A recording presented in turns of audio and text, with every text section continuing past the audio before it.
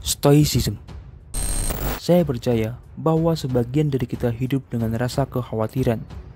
Ya, mungkin tidak sampai membuat kita merasa depresi, tetapi tetap saja rasa khawatir dan kecemasan yang kita alami akan merugikan jika dilakukan terus-menerus. Stoicisme bisa menjadi alternatif jika kalian mengalami hal tersebut seperti cemas, khawatir, gelisah, dan depresi. Stoicisme adalah ajaran purba yang usianya 2300 tahun lamanya. Dalam bahasa Yunani, para filsuf menyebut tujuan dari filosofi Stoicisme sebagai eudaimonia atau hidup yang berkembang. Apakah Stoicisme relevan di kehidupan modern?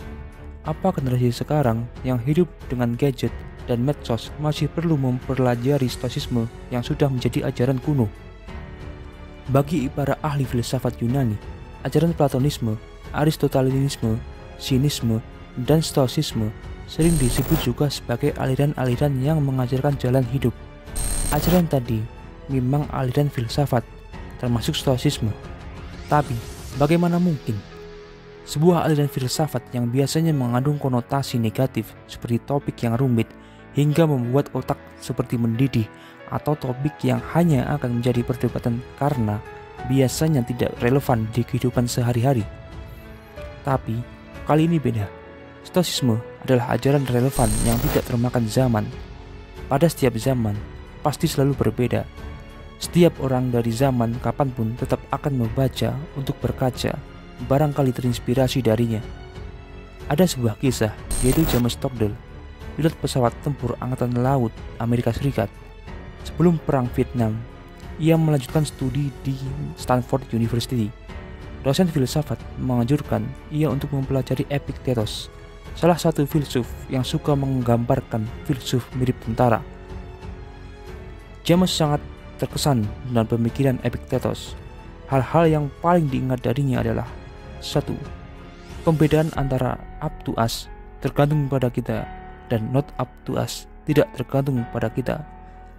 2. Baik atau buruk itu tergantung dari bagaimana kita menafsirkannya. 3. Segala sesuatu yang terjadi pada kita bersifat indifferent atau netral saja. Di tahun 1955, saat Perang Vietnam pecah, ia ditugaskan bertempur di sana.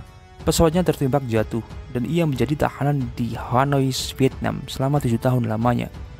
Ia sering dikurung di sel bawah tanah, disiksa, dan tiap hari selalu mengalami penistaan, baik itu lahir maupun batin. James Stockdale mengatakan berkat ajaran Epictetus, ia mampu bertahan waras meskipun mengalami tekanan psikologis dan siksaan fisik selama 7 tahun. Lalu, di tahun 90-an, di negara Amerika Serikat, berkembang sebuah metode psikologi yang populer yang bernama terapi kognitif.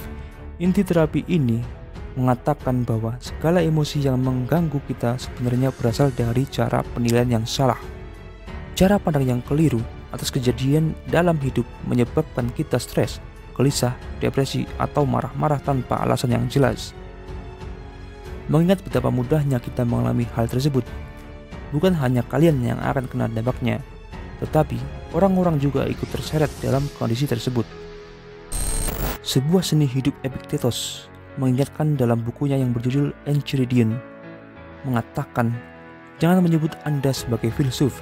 Jangan banyak bicara di depan orang awam tentang filsafat.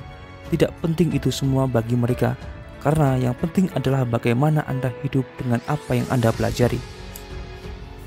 Pada intinya, orang lain tidak akan peduli dengan apa yang kita ketahui jika tidak menguntungkan baginya. Kenalilah lingkungan kalian.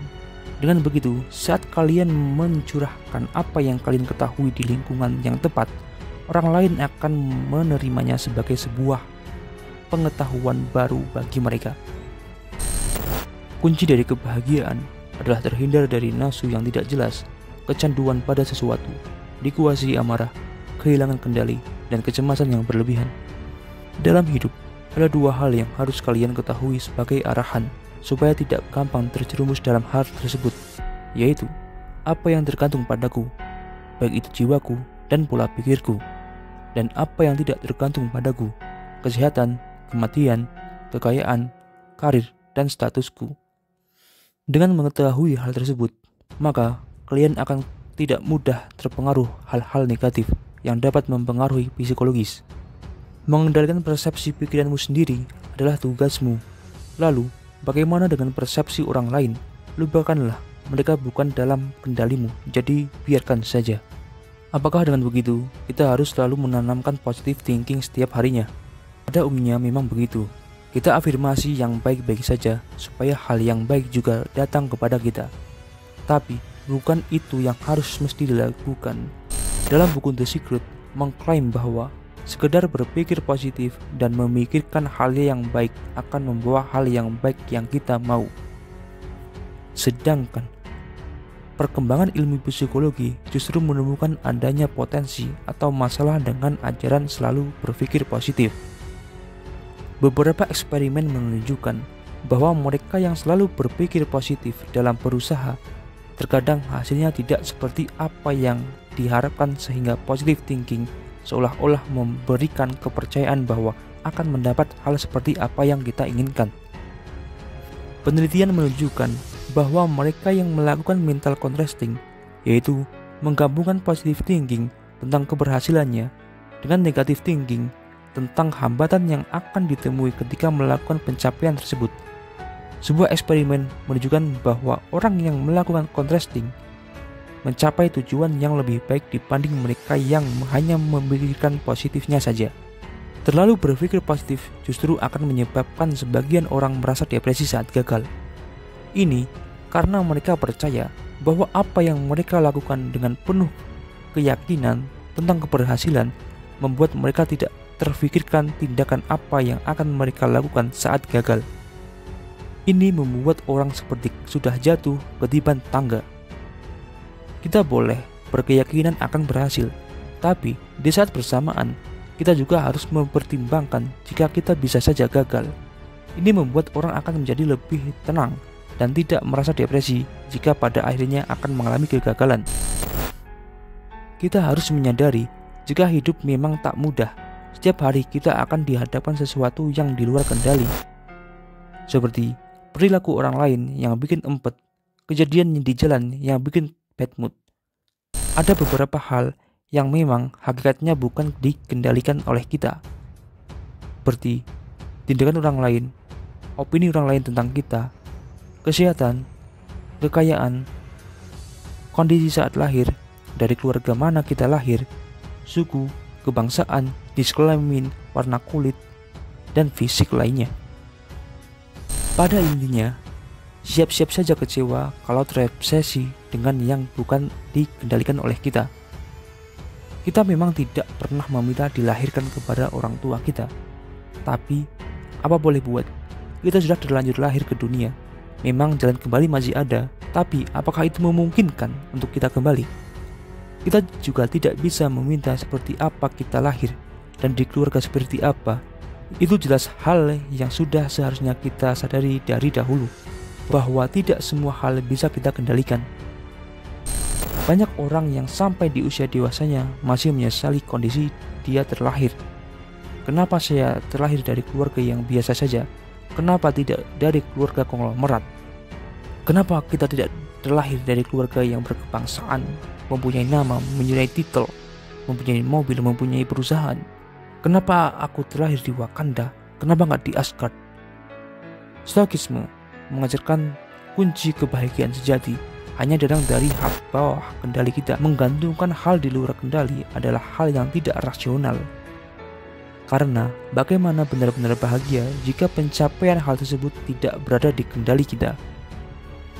Jika kita hanya bisa merasa bahagia dengan hal di luar kendali kita, sama saja kita menyerahkan kebahagiaan tergantung orang lain. Disinilah pentingnya memahami bahwa kendali bukan hanya soal kita memperoleh, tetapi juga mempertahankannya.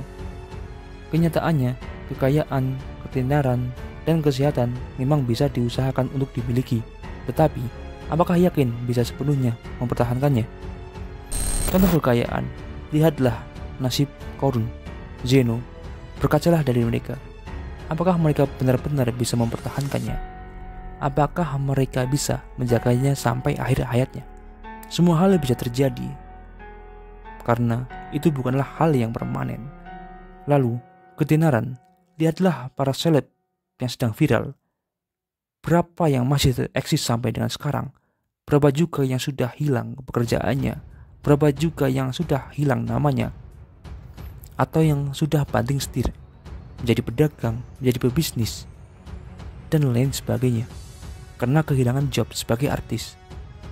Kesehatan, bukankah kita merasa sehat, tetapi ujung-ujungnya kena flu, batuk, pilek, dan pada akhirnya divonis oleh dokter terkena corona.